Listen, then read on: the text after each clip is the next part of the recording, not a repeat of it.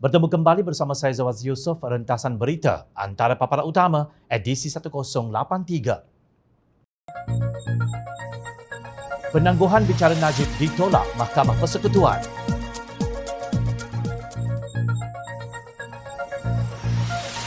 Rakyat tidak tanggung hutang 1MDB, satu pembohongan.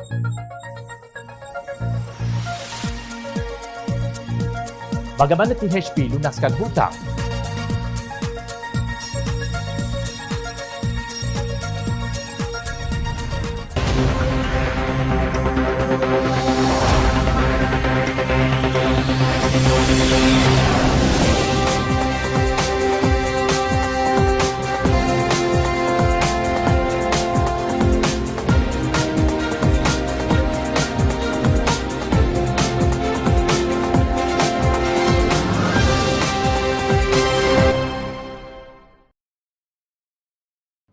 Assalamualaikum dan salam sejahtera.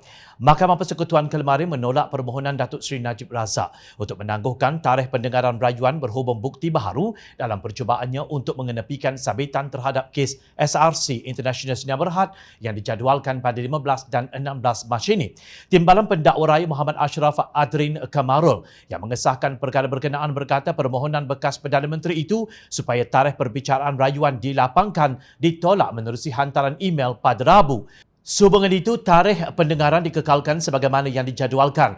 Katanya kepada bernama menerusi teks pesanan ringkas WhatsApp. Menurut bernama, Peguam Najib telah menulis surat kepada mahkamah memohon supaya tarikh pendengaran itu dilapangkan kerana mereka masih mengumpulkan semua nota, bukti dan dokumen yang berkaitan dengan perbicaraan SRC di Mahkamah Tinggi bagi menyediakan hujah bertulis sebagai tambahan bukti untuk rayuan. Pada 7 Disember 2021, Mahkamah Rayuan menolak permohonan Najib untuk mengemukakan bukti baharu bagi rayuannya. Mahkamah memutuskan bahawa Najib gagal memenuhi Seksyen 61 Akta Mahkamah Kehakiman secara kumulatif bahawa bukti baharu diperlukan untuk keadilan dalam kes berkenaan. Pada 8 Disember 2021, Mahkamah Rayuan mengekalkan sabitan serta hukuman penjara 12 tahun dan denda RM210 juta terhadap Najib bagi kesalahan menyeleweng RM42 juta dana SRC. Hakim Datuk Abdul Karim Abdul Jalil yang mengetuai panel 3 hakim terdiri daripada Datuk Has Zanah Mehat dan Datuk Wazir Alamaidin Mira menolak rayuan Najib terhadap keputusan Mahkamah Tinggi Kuala Lumpur pada 28 Julai 2020. Untuk rekod, Hakim Mahkamah Tinggi Kuala Lumpur Nazlan Ghazali telah menjatuhkan hukuman penjara 12 tahun ke atas Najib serta mengenakan denda sebanyak RM210 juta bersamaan 49.3 juta dolar Amerika selepas mendapati beliau bersalah terhadap satu pertuduhan menyalahgunakan kuasa, 3 pertuduhan pecah amanah jenayah dan 3 pertuduhan pengubahan wang haram berhubung dakwaan bahawa beliau telah menerima secara haram RM42 juta daripada SRC International. Pada 25 Januari, firma guaman Tuan Syafi'i & Co yang mewakili Najib telah menulis surat kepada Ketua Hakim Negara berhubung hasratnya untuk melantik QC dari United Kingdom bagi membantu bekas Perdana Menteri itu dalam isu rumit dan persoalan undang-undang dalam kes SRC International di Mahkamah Persekutuan. Susulan itu pada 28 Januari, Mahkamah Persekutuan memberi Najib tempoh sehingga 20 Mei untuk memfailkan permohonannya melantik Queen's Counsel atau QC bagi rayuannya dalam kes RM42 juta SRC International Sdn Bhd. Perbicaraan untuk permohonan kemasukan QC pula ditetapkan secara tentatif pada tarikh antara 20 dan 24 Jun. Pelantikan QC akan dibuat secara ad hoc selepas mendapat kelulusan daripada Mahkamah Malaysia. Dalam pada itu, pada 8 Februari, Mahkamah Tinggi Kuala Lumpur mengeluarkan perintah injuksi Mareva ex-parti kepada 1MDB dan subsidiarinya untuk membekukan aset Najib Razak atau ejennya berkaitan tuntutan syarikat itu terhadap $681 juta Amerika bersamaan RM2.6 bilion yang didakwa disalurkan ke akaun peribadi bekas Perdana Menteri itu. Permohonan ex-parti yang diberikan Pesuruhjaya Kehakiman Atan Mustafa Yusof Ahmad hanya membenarkan Najib mengeluarkan tidak lebih RM100,000 sebulan daripada akaun banknya untuk perbelanjaan menurut laporan DH Markets. Injuksi Mareva adalah perintah pembekuan atau pelindungan aset yang menghalang defendant atau responden daripada mengalihkan asetnya yang mungkin termasuk wang dalam bank atau institusi keuangan ketika proses perundangan sedang berjalan. Antara sebab 1MDB dan subsidiarinya membuat permohonan tersebut adalah berikutan sabitan terhadap Najib dalam kes rasuah SRC International Sdn Bhd berjumlah RM42 juta itu. Najib Razak telah memohon untuk mengetepikan instruksi mereba pada 18 Februari lalu. Dalam satu hantaran di Facebook, Najib berkata beliau tidak mempunyai $681 juta Amerika ataupun 2.6 bilion ringgit yang dituntut oleh 1MDB dan anak syarikatnya. Saya tidak ada wang untuk bayar tuntutan cukai yang berjumlah 1.7 bilion ringgit LHDN, Lembaga Hasil Dalam Negeri. Dia, iaitu 1MDB, ingat saya ada wang untuk bayar 2.6 bilion ringgit, kata Najib. Sebaliknya, Jabatan Kehakiman Amerika Syarikat yang kenyataannya pada 15 Jun 2017 memetik pendedahan pemangku penolong Peguam Negara Amerika Syarikat Kenneth A. Blanco bahawa jumlah hasil curi yang dikenal pasti mencapai $4.5 bilion Amerika, kira-kira 18.85 bilion ringgit yang digunakan untuk membiayai kehidupan mewah para konspirator dengan mengorbankan kepentingan rakyat Malaysia. Kes ini melibatkan berbilion dolar yang sepatutnya digunakan untuk membantu rakyat Malaysia, tetapi sebaliknya digunakan oleh sebilangan kecil individu untuk menyemarakkan kerakusan mereka yang menakjubkan, tegas pemangku Peguam Negara Amerika Syarikat Sandra Brown. Memang menakjubkan. Najib kata beliau tiada wang seperti yang didakwa oleh 1MDB, tetapi mampu pula mendapatkan perkhidmatan QC yang mengenakan fee yang amat mahal. Pendedahan bekas pegawai Bank Goldman Sachs Group, Tim Lesner, di Mahkamah Persekutuan Amerika Syarikat tentang bagaimana dana 1MDB itu dibelanjakan juga amat menakjubkan. Dalam keterangannya, Lesner berkata Low Teck Jo atau Jolo memberitahunya bahawa beliau dan rakannya Roger Ng tidak akan menerima sebarang sogokan daripada bond ketiga 1MDB, iaitu Projek Catalyst, tidak seperti projek pertama dan kedua. Ini kerana dana yang dikumpulkan oleh Projek Catalyst akan digunakan untuk pilihan raya umum pada tahun 2013. Jika Lesner merapu dan memfitnah, elok sangat jika Najib sebagai Presiden UMNO pada tahun 2013 memfailkan saman terhadap bekas jurubank Goldman Sachs itu. Jika takut saman, hadapi sajalah. Cepat bicara, cepat selesai. Kerja tangguh-tangguh membebankan ramai orang dan membuang masa. Kemarin, Datuk Seri Najib Razak mengejutkan Ahli Parlimen Pakatan Harapan apabila berkata tidak betul wang rakyat digunakan untuk membayar hutang One Malaysia Development Berhad 1MDB. Menurut beliau, wang yang diserahkan kepada kerajaan Malaysia daripada pelbagai entiti termasuk Goldman Sachs Group, firma audit KPMG dan Deloitte, M-Bank dan Jabatan Kehakiman Amerika Syarikat menunjukkan bahawa hutang 1MDB tidak dibayar oleh wang rakyat. Ahli Parlimen Pakatan Harapan Shah Alam Khalid Samad kemudian mencelah dengan berkata Goldman Sachs terpaksa memulangkan semua wang itu kerana firma tersebut telah menipu dan bersekongkol dalam skandal 1MDB. Bukan. Goldman Sachs bayar pasal apa? DOJ. Pasal dia menipu. Dia sekongkol, menipu. Tu yang dia bayar balik. Sila teruskan. Apa Goldman Sachs bagi duit free-free je ke? Najib seolah-olah sedang mencanai helah baharu bagi menangkis kenyataan Hakim Datuk Abdul Karim Abdul Jalil yang mengetuai panel 3 hakim termasuk Datuk Hazzana Mihad dan Datuk Wazir Alamaidin Mira di Mahkamah Rayuan 8 Disember lalu. Mereka telah sebelah suara mengekalkan hukuman penjara 12 tahun dan denda RM210 juta atas 3 pertuduhan pecah amanah, 3 pengubahan wang haram dan 1 penyalahgunaan kedudukan terhadap Najib. Dana sebanyak RM42 juta milik SRC International Sdn Bhd oleh Mahkamah Tinggi pada 28 Julai 2020 lalu. Hakim Abdul Karim menegaskan Najib terbabit secara aktif dalam memastikan pinjaman RM4 bilion daripada kumpulan wang persaraan diperbadankan KWAP disalurkan kepada SRC International Sdn Bhd. Itu hanyalah pengurusan keuangan dana awam yang buruk. Ia bukan sesuatu yang boleh dikatakan dilakukan demi kepentingan negara. Tiada kepentingan negara di sini. Ia cuma memalukan negara, katanya. Hakim di Malaysia memutuskan perbuatan Najib itu memalukan negara. Bekas Peguam Negara Amerika Syarikat Jeff Sessions menggelarkannya sebagai kleptokrasi paling buruk di dunia. Kleptokrasi bermaksud sebuah kerajaan yang diperintah oleh pemimpin yang korup yang menggunakan kuasa politik untuk menyeleweng kekayaan rakyat dan aset negara demi manfaat sendiri dengan mengorbankan kepentingan rakyat. Dalam bahasa mudah, kerajaan yang dikuasai oleh sang pencuri. Sebenarnya, apa yang Najib sebut itu bukan kenyataan baharu. Pada 29 Oktober 2014, Najib memberitahu Dewan Rakyat bahawa kerajaan tidak menanggung sebarang hutang atau bayaran faedah 1MDB. sekiranya syarikat itu jatuh bankrupt. Beliau berkata hanya pinjaman yang bernilai 5.8 bilion ringgit sahaja yang menerima jaminan jelas kerajaan Malaysia. 1MDB tidak menerima jaminan dari kerajaan bagi pinjaman lain. Seperti mana syarikat lain yang tertakluk di bawah Akta Syarikat, 1MDB juga mempunyai liability terhad dan selain daripada pinjaman atau bond yang menerima jaminan kerajaan. Hal keuangan 1MDB tidak termasuk dalam kiraan contingent liability kerajaan. Keadaan keuangan syarikat adalah tanggungjawab syarikat itu sendiri, katanya. Beliau berkata demikian dalam jawapan bertulis kepada soalan Ahli Parlimen Bagan Lim Guan Eng yang ingin tahu sama ada kerajaan terpaksa menanggung beban hutang yang berjumlah 38 bilion ringgit 1MDB jika syarikat itu muflis. Najib menjelaskan hutang 1MDB pada tahun berakhir 31 Mac 2013 adalah sebanyak 36.25 bilion ringgit lapor bernama. Menurut Najib, 1MDB mempunyai rangka kerja tabik urus yang kukuh dan membolehkannya mendapat pengiktirafan antarabangsa bagi bond yang diterbitkan. Katanya syarikat tersebut sentiasa melakukan due diligence, keuangan dan teknikal yang sepenuhnya sebelum membuat keputusan bagi melabur dalam sesuatu projek. Malang sekali, 1MDB kini benar-benar jatuh muflis. Bekas Menteri Keuangan Pakatan Harapan Lim Guan Eng pada 23 Mei 2018 mendedahkan Ketua Pegawai Keuangan CFO 1MDB ketika itu Azmi Tahir telah menulis kepada kementerian pada Mac tahun itu menyatakan yang firma tersebut tidak mampu melaksakan faedah hutang yang akan berakhir pada bulan April dan Mei tahun 2018.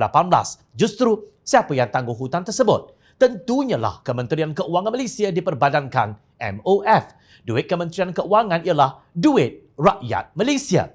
Azmi, saksi pendakwa pembicaraan berhubung kes 1MDB, pernah memberitahu Mahkamah Tinggi bahawa beliau bukan berjumpa dengan Low Teck Jo atau Jolo di tepi jalan dan percaya ahli perniagaan berkenaan adalah wakil bekas Perdana Menteri, siapa lagi kalau bukan Najib Razak. Ahli Parlimen Pekan itu berdepan 4 pertuduhan menggunakan kedudukannya untuk mendapatkan rasuah sebanyak 2.3 bilion ringgit daripada dana 1MDB dan 21 pertuduhan pengubahan wang haram membabitkan jumlah yang sama. Mengulas mengenai dakwaan Najib itu, Ahli Jawatankuasa Pimpinan Tertinggi Amanah Muhammad Faiz Fazil menggesa agar bekas Perdana Menteri itu berhenti menipu kerana wang yang masuk ke dalam akaun beliau adalah daripada 1MDB. Menurut beliau, hutang 1MDB sebanyak 32 bilion ringgit itu termasuk faedah akan terus meningkat. Sampai sekarang tiada satu faedah atau projek 1MDB yang boleh dibanggakan. Banyak projek seperti Bandar Malaysia diambil alih kerajaan. Siapa yang kena bayar kalau bukan duit rakyat? Soalnya, pada tahun 2017, Faiz menerajui sebuah pertubuhan bukan kerajaan NGO, Gerakan Anak Muda Tolak Najib atau Ganti, memfailkan saman terhadap Najib di Mahkamah Tinggi Kuala Lumpur berkaitan penyelesaian 1MDB dengan International Petroleum Investment Company IPIC. Pada 26 Mac 2018, Najib yang masih memegang jawatan sebagai Perdana Menteri berjaya membatalkan saman sivil yang difailkan terhadapnya oleh Ganti. Namun, nasib tidak menyebahi UMNO dan BN apabila parti gabungan itu kalah pada pilihan raya umum ke-14. Sejak itu, pelbagai pendedahan dibongkarkan oleh pihak yang terbabit dengan 1MDB di Mahkamah Negara ini, termasuk oleh bekas pengurusan tertinggi firma tersebut. Tak cukup dengan pembicaraan di Malaysia, kes berhubung 1MDB turut didengar di Mahkamah Persekutuan New York di Amerika Syarikat. Boleh pula Najib dengan selamba berkata, rakyat tidak tanggung hutang 1MDB. Rakyat bukan duduk dalam perigi buta. Maklumat di hujung jari anda. Naib Presiden Amanah yang juga bekas Menteri di Jabatan Perdana Menteri Hal Ehwal Agama Kerajaan Pakatan Harapan Datuk Seri Dr. Mujahid Yusof Rawa menyifatkan Datuk Marzuk keliru dan mengelirukan tentang tabung haji plantation atau THP. Sebagai Timbalan Menteri Agama, YB Marzuk telah mengelirukan Dewan Parlimen kemarin iaitu 1 Mac 2022 dalam jawapannya tentang tabung haji plantation. Saya hairan bagaimana pegawai tabung haji yang bertanggungjawab membekalkan jawapan yang tidak profesional ataupun Timbalan Menteri itu dari pengkalan cepa yang menjawab ikut selera politik beliau, kata Mujahid dalam kenyataannya di Facebook. Dia berkata demikian sebagai mengulas kenyataan Marzuk yang juga Timbalan Menteri di Jabatan Perdana Menteri Hal Ehwal Agama yang berkata THP mencatatkan peningkatan pendapatan kepada 760.8 juta ringgit pada tahun 2021. Jumlah itu katanya jauh meningkat berbanding hanya 493.65 juta ringgit pada tahun 2019 setelah kerajaan sekarang mengambil alih teraju pentadbiran tabung haji. Beliau juga mendakwa aset THP terbiar begitu lama sepanjang pemerintahan lalu menyebabkan kerajaan sekarang meluluskan pelan pemulihan aset dan memperuntukkan 150 juta ringgit untuk memulihkan ladang termasuk membaja bagi menghasilkan pulangan yang optimum. Marzuk menjawab soalan Ahli Parlimen PAS Bacok Nik Muhammad Nik Abdul Aziz ketika sesi pertanyaan jawab lisan di Dewan Rakyat 1 Mac lalu. Membidas kenyataan Marzuk itu, Mujahid berkata pertama beliau mendakwa zaman Pakatan Harapan ladang-ladang tidak dibaja dengan baik, sedangkan masalah ini ditanggung sejak tahun 2016 lagi kerana masalah keuangan yang dihadapi oleh TH Plantation. Soal hutang, kos pelaburan yang tinggi, kos operasi menyebabkan kedudukan keuangan THP menyepit. Pada tahun 2015, THP dalam menangani masalah hutang membuat keputusan menjual TH Bakti yang bernilai 16.3 juta ringgit dan TH Gemas yang bernilai 154 juta ringgit kepada sebuah syarikat swasta DuPont.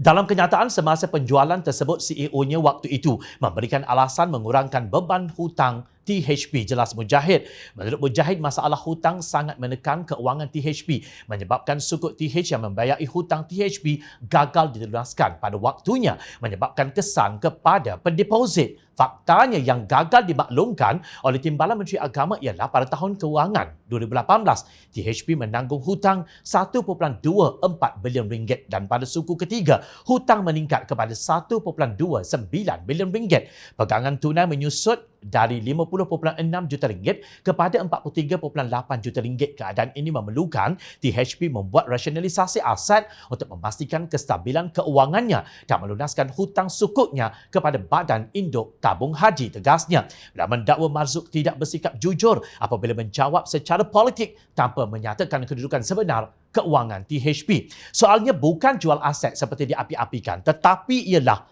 soalnya menstrukturkan semula hutang THP dan kegagalan bayar balik hutang kepada Induk Tabung Haji, kata Mujahid. Kegagalan tersebut, kata Mujahid, menyebabkan rosot nilai akan menjejaskan keseimbangan antara aset dan liability dan akan terkesan kepada pengeluaran dividen kepada pencarum. Tegasnya, itulah yang cuba diatasi oleh pengurusan tabung haji terdahulu untuk menjaga kepentingan aset lain yang membawa pulangan. Soalan saya ialah apakah kedudukan hutang THP hari ini lebih baik? Apakah THP mampu membayar hutang sukuk kepada TH Induk mengikut jadual kematangannya? Apakah kos operasi peladangan kini lebih baik? Dan apakah semua ladang TH yang dibeli sebelum PH ambil alih semuanya tanah yang baik? Soal beliau.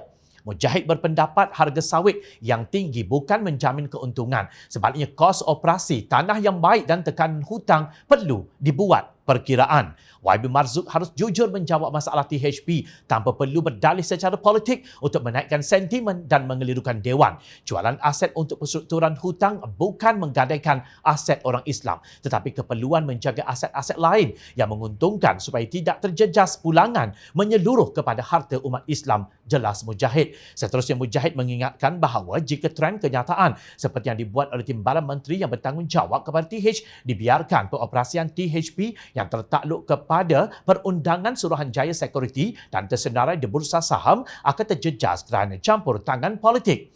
THP tertakluk kepada semua obligasi fiduciary yang bebas politik.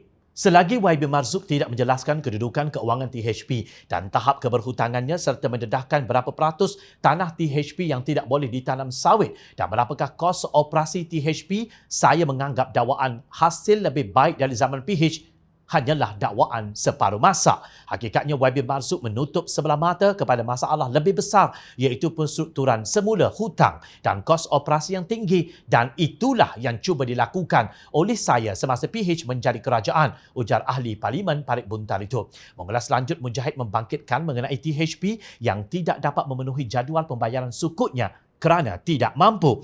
Dalam keadaan berterusan begini, rosot nilai aset TH Induk akan menyumbang kepada keadaan keuangan TH dan sekaligus tidak dapat memberi dividen yang seimbang kepada pendeposit umat Islam. Saya cabar pihak pengurusan THP untuk menjelaskan bagaimana dilunaskan hutang-hutang ini tanpa penjualan aset serta bagaimana rosot nilai yang dikira sehingga melayakkan dividen dikeluarkan 3.1%.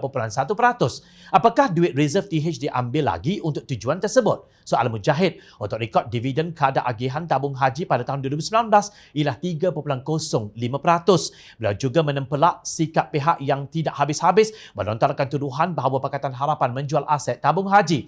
Berhenti berhentilah meratip Pakatan Harapan jual aset tabung haji, Pakatan Harapan jual ladang tabung haji, Pakatan Harapan jual aset orang Islam kerana apa yang dilakukan ialah penstrukturan semula untuk tujuan supaya tabung haji terus unggul dan berkembang dan pada waktu yang sama memenuhi pematuhan Akta Tabung Haji dan obligasi fiduciary yang bebas politik. Alhamdulillah, niat asal kami dibuktikan hari ini dengan kedudukan tabung haji yang lebih baik. Wabil Marzuq masuk cuci kaki sahaja. Tapi sayang, dia keliru dan telah mengelirukan Dewan Bidasnya. Marzuq merumuskan bahawa keputusan kerajaan menghentikan usaha penjualan aset THP terbukti tepat apabila ia mencatatkan peningkatan pendapatan sebanyak RM760.8 juta pada tahun lalu. Berdasarkan data daripada Lembaga Minyak Sawit Malaysia MPOB, harga minyak sawit mentah per tan pada 31 Disember 2019 ialah RM3,025. Ia pernah jatuh sehingga RM1,853 pada 14 Mac 2019, manakala pada 30 Disember 2020 harganya meningkat kepada RM5,150 per tan dan pada 2 Mac 2022 mencapai RM8,160 setan. Krisis Ukraine-Rusia dikatakan salah satu daripada punca kenaikan harga minyak sawit mentah. Justru alasan kenaikan pendapatan THP kerana menghentikan SPV daripada menjual aset tabung haji termasuk ladang tersebut tidak boleh dipertahankan. Lebih-lebih apabila kedudukan hutang THP tidak dijelaskan. Seperti kata Ketua Pegawai Eksekutif Tabung Haji Datuk Nik Muhammad Hashuddin Yusof ketika dihubungi Jom Channel, kalau tak ada SPV sampai hari ini, tabung haji tak boleh agihkan keuntungan. Ini bukan rocket science jika benar pendapatan meningkat dengan berganda-ganda iaitu RM760.8 juta pada tahun 2021 berbanding RM493.6 juta pada tahun 2019. Persoalan, kenapa dividen 2021 hanya 3.1% sahaja? Ingat, rakyat sentiasa memerhati. Teruskan bersama kami di Jom Channel dan layari portal jomchannel.net untuk mendapatkan berita politik tanah air. Saya Zawazi Yusof, terima kasih untuk perhatian dan penilaian yang anda berikan. Assalamualaikum, salam sejahtera.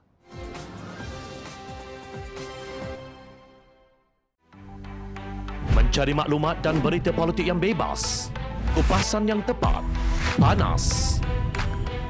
Dapatkannya secara eksklusif hanya di Jom Channel. Komitmen kami, rentasan berita Isnin hingga Jumaat. Berbicara dan isu semasa, kami garapkan secara langsung.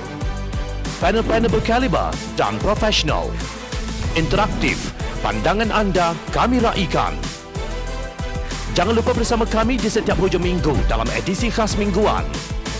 Jom Channel, moving forward, sharing a new experience.